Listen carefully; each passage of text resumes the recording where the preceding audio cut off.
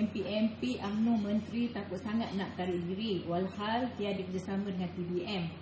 Dah ada desas-desus di bawah ini MP UMNO pun akan ditolak jika berterusan main tarik-tarik macam ini. Takkan nak biarkan PBM terus sokong beli MP bagi meramaikan keluarga PBM baru rasa nak keluar. Apa komen Datuk tentang soalan daripada UG Johor ni, Datuk? Saya rasa apa yang dia cakap tu sangat-sangat betul.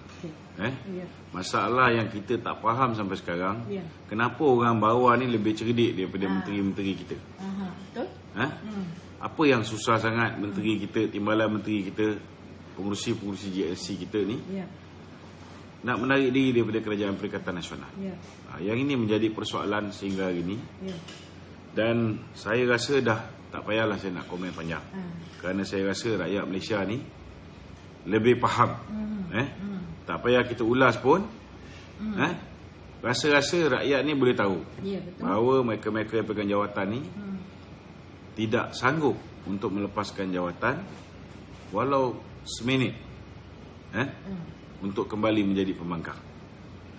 Jadi kalau mereka ni berterusan sampai pilihan raya macam ni, kalau akhirnya kita lihat apa yang mereka lakukan ini menyumbang kepada kejatuhan UMNO dalam pilihan raya umum yang akan datang, maka bila berlaku pemilihan parti, kita pastikanlah orang ni semua kita hapuskan daripada kepimpinan UMNO. Betul. Cakap pun tak guna. Ini dah masuk mood kita tak payah nak cakap. Betul. Kita tiba masanya untuk kita jatuh hukum, kita jatuh hukum. Betul. Sebab cakap pun diorang tak boleh dengar. Diorang ni dah pekak, buta dan tuli. Dan saya rasa benda ni kan Datuk dah berkali-kali cakap. Dah berkali-kali orang cakap. Bawah lebih orang kata prihatin. Lagi boleh berfikir. Betul. Kenapa susah sangat? Mereka takut.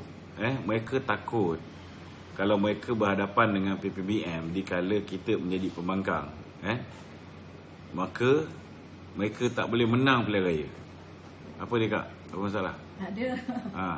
Ni Tok jangan main-main Saya UG Rock Klasik, saya penyanyi tetapi 100% support Datuk Roman. Terima kasih saudara Rock. Okey. Lagi soalan lagi? Ini soalan. Okey Datuk, oleh Menteri MT sibuk kuatkan ekonomi PM. Bukankah sepatutnya kuatkan ekonomi negara? Kerajaan PNI hari ini cakap tentang dasar-dasar baru sahaja secara siaran tapi tak ada ukuran langsung. Rakyat nak tahu bila peluang pekerjaan baru yang dijanjikan hendak dilaksanakan. Komuniti perniagaan pun tak tahu macam mana. Kerajaan nak pulih ekonomi dengan negara. Apa komen Datuk? Sekarang dah orang kata rata-rata rakyat yang di bawah ni dah tengok negara kita ni ekonomi dah tak tahu. Dah macam bukan semasa kita berada di dalam kepimpinan Datuk Seri Najib. Apa komen Datuk? Ni tentang apa dia masalah dia.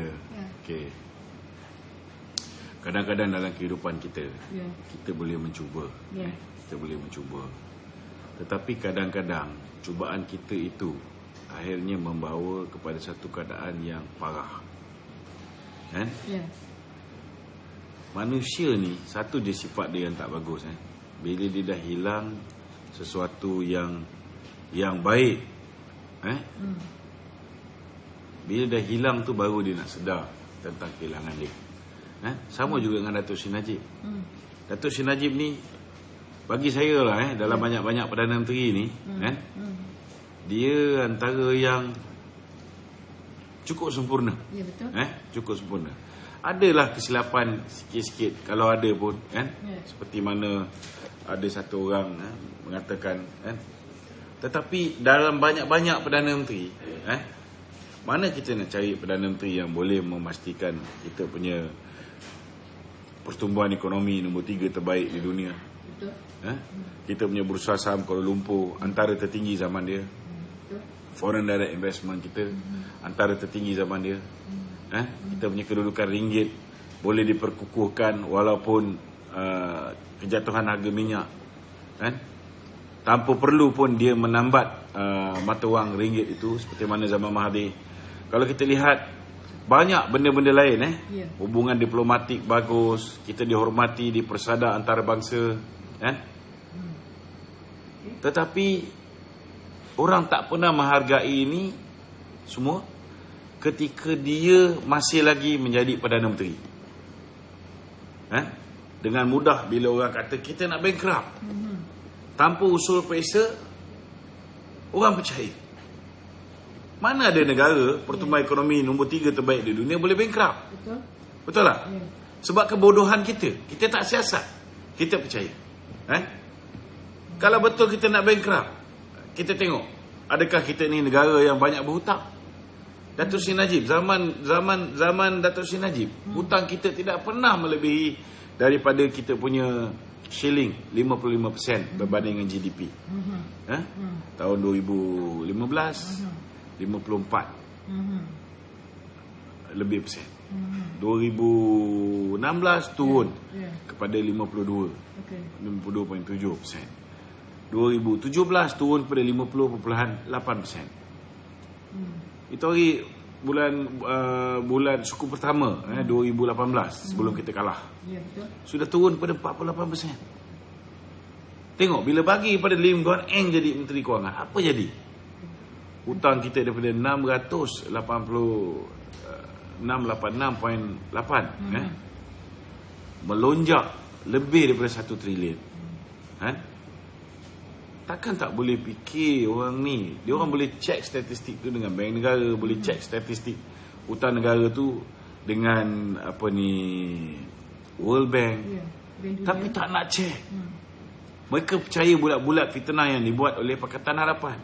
Mereka percaya bulat-bulat fitnah yang dibuat oleh Tun Mahathir, oleh Muhyiddin Yassin, Mak Tompok ni, Maka akhirnya apa berlaku? Akhirnya permata kita ni dijatuhkan. Bila permata kita ni jatuhkan, Allah Ta'ala bagi kita peluang. Kau duduk bawah Mahathir, yang kau kata bagus sangat ni, rindu zaman Tun, ambil kau zaman Tun. Dapat zaman Tun, merungut pula. Hak istimewa orang Melayu jahanam, kedudukan Islam jahanam, kedudukan bahasa Malaysia jahanam, kedudukan raja-raja Melayu. Tak pernah dalam sejarah yang di-Pertuan Agong biasa tempoh dia 5 tahun, tinggal 2 tahun je. 2 tahun dia dah belah. Ke bawah duli Sultan Muhammad Kelima. Tak boleh tahan dengan kerajaan Mahathir ni. Sampai dia pun, baginda pun meninggalkan kerusi tu. Dia pun tak nak jadi yang di-Pertuan Agong. Lepas tu Allah Ta'ala bagi kita peluang. Kau duduklah sekejap, bawa kroni Mahathir pula. Kau tak nak duduk bawah Mahathir, kau ambil pula sekejap, bawa kroni Mahathir. Bagi semua orang Melayu. Kerajaan hari ni kerajaan majoriti orang Melayu. Betul tak betul? Betul. Tapi adakah orang Melayu hidup senang? Tak ada. Adakah orang Melayu hari ini tidak menderita? Tak ada. Lebih menderita. Adakah hari ini orang Melayu boleh bebas berniaga? Boleh bebas cari makan? Tak pernah 8 orang Perdana Menteri ni, hanya satu di bawah Perdana Menteri yang bongok ni, kita nak keluar cek makan pun tak boleh. Ada sektor buka, ada sektor tak boleh buka, ada sektor buka, ada sektor tak boleh buka, ada sektor ini, sektor tu. Ikut dia. Dia yang menentukan, bukan Tuhan yang menentukan. Dia pula nak tentukan siapa yang boleh cari rezeki, siapa tak boleh cari rezeki. Jadi hari ni kalau ada orang rindu zaman Najib, macam mana kita nak naikkan Datuk Najib? Nombor 1, mahkamah dah dikuasai oleh Mahathir. Ketua Peguam Negara dilantik orang dia. Mula-mula dia letak Tommy Thomas. Dengan kuasa yang ada pada Tommy Thomas, dia gunakan untuk mendakwa siapa saja yang dia suka. Betul. Yang kena antaranya Datuk Najib, Datuk Zahid, Datuk Ahmad Maslan. Semua yang mana yang menentang Mahathir kena. Tukar Perdana Menteri, siapa yang menentang Muhyiddin kena. Siapa yang setuju jadi baruah Muhyiddin lepas. Kita pun tahu siapa yang ada kes Siapa yang setuju nak lompat parti, lepas. Siapa yang setuju untuk apa ni, keluar daripada PKR, keluar daripada UMNO, keluar DAP, lepas. Walaupun dia ni adalah orang yang telah mencabul atau merogol amah, pun boleh lepas. Semburit lepas. So macam mana ni? Yang cabul apa ni, budak Baskers ni. Lepas ni lepas lah. Dah dapat jawatan apa, pengurusi Prima. So semua lepas. Jadi apa jenis negara kita ni? Tidak ada rule of law. Yang betul-betul salah, lepas. Yang tak ada kena-mena, contoh macam saya besok alhamdulillah kes saya besok berkat doa kawan-kawan ni, besok punya kes ditangguhkan. Bukan maknanya saya menang, tidak, ditangguhkan. Kes ni rasa-rasanya betul lah, memang cerah untuk kena tapi Allah Ta'ala sentiasa ada perancangan dia. Mungkin Muhyiddin merancang untuk memenjarakan saya, tapi mana tahu dengan kuasa Allah Ta'ala adalah rezeki saya lepas. Pertama sekali besok kalau dibicara, saya ingat bicara tak lama. Sebab dia dah tahu apa dia nak buat. Tapi alhamdulillah ditangguhkan sebab dia nak, saya ingat mungkin ada arahan lah untuk dibicarakan segera kes Datuk Zahid. So akhir yang sama. Tuan-tuan boleh bayang lah macam mana. Datuk ni daripada Singapura. Datuk punya ramai daripada Singapura, Johor. Okey. Anti UMNO bocor rahsia. Satu perempuan, satu lelaki. Apa cer? KJ kutuk Presiden sebab sokong Najib. Apa komen Datuk? Ni Singapura ni Datuk. Bab siapa lelaki perempuan tu biarlah, kita jangan mendahului Presiden. Untuk makluman tuan-tuan, yang berkiblatkan selain daripada Presiden UMNO tu, maknanya yang berkiblatkan pemimpin daripada Bersatu ni dalam UMNO tu ramai. Saya rasa yang satu lelaki satu perempuan tu mereka yang telah pun kedapatan. Maknanya bila tengok screenshot tu ada bukti jelas. Benda tu bocor daripada dia. Kan? Yang tu yang Presiden berani mengeluarkan kenyataan mengatakan mereka ni bakal dipecat sebab ada bukti yang kukuh. Tapi bagi saya sebenarnya ramai sebenarnya dalam MT tu yang berkiblatkan Muhyiddin. Okey, ini ada Datuk. Oleh kerana dah soalan tu kat saya. Okey, ini soalan dia kata luar daripada tajuk sikit lah, tapi masih lagi dalam politik. Okey. Assalamualaikum BLA. Assalamualaikum. Didoakan semoga dia nak sihat selalu dan istiqamah dalam perjuangan terhadap agama, bangsa dan tanah air. Okey, maaf keluar tajuk dari isu semasa. Mohon Datuk ulaskan tentang kapsul yang ditanam oleh Tun M pada masa era pemerintahannya di beberapa tempat di seluruh negara. Yang mana satu sepatutnya berapa kali, berapa kapsul itu perlu dibuka pada ujung tahun 2020. Tahun 2020 pun sudah berlalu. Apakah sebenarnya kandungan di dalam kapsul itu? Soalannya. Dan kenapa kerajaan sekarang tidak membuka kapsul itu? Apa komen Datuk?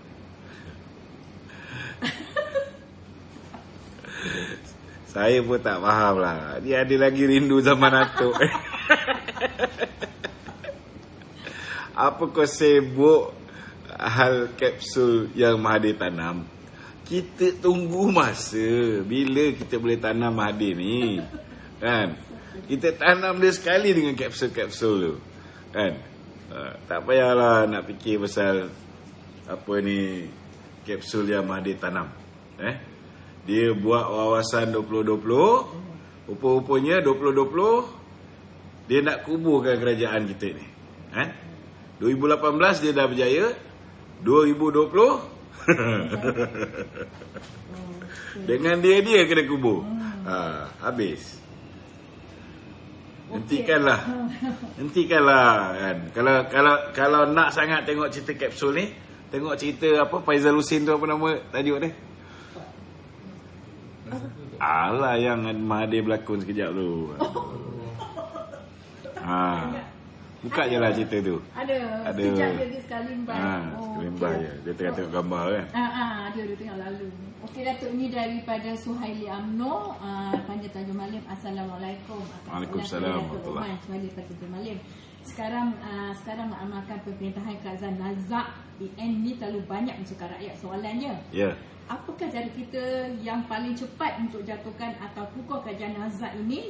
Semak sangat dan rasanya menyusahkan rakyat ramai dah menyampah. Masalahnya sekarang ni, hari ni mereka mengatakan bahawa rakyat Malaysia ni sayang kepada Muhyiddin Yassin. Yang tak nak Muhyiddin Yassin ni Lokman Adam seorang je. Ini pandangan dia.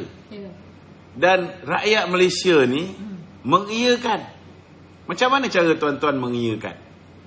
Apa benda yang tuan-tuan tak puas hati, sepatutnya bukan luah kat saya. Apa yang tuan-tuan tak puas hati, pergi kat Facebook, cerita kat Facebook.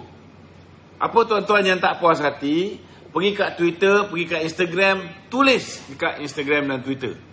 Kalau semua orang gelombangnya sama menolak pemerintahan Muhyiddin Yassin, maka Istana Negara akan dengar. Sebab hari ini yang berkuasa mengekalkan Muhyiddin walaupun dia dah hilang majoriti dalam parlimen, ialah Istana Negara.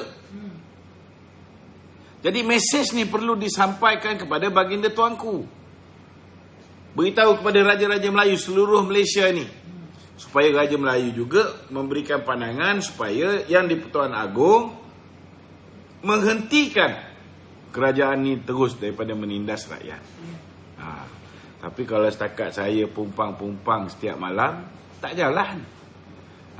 Minta tolong tuan-tuan share pun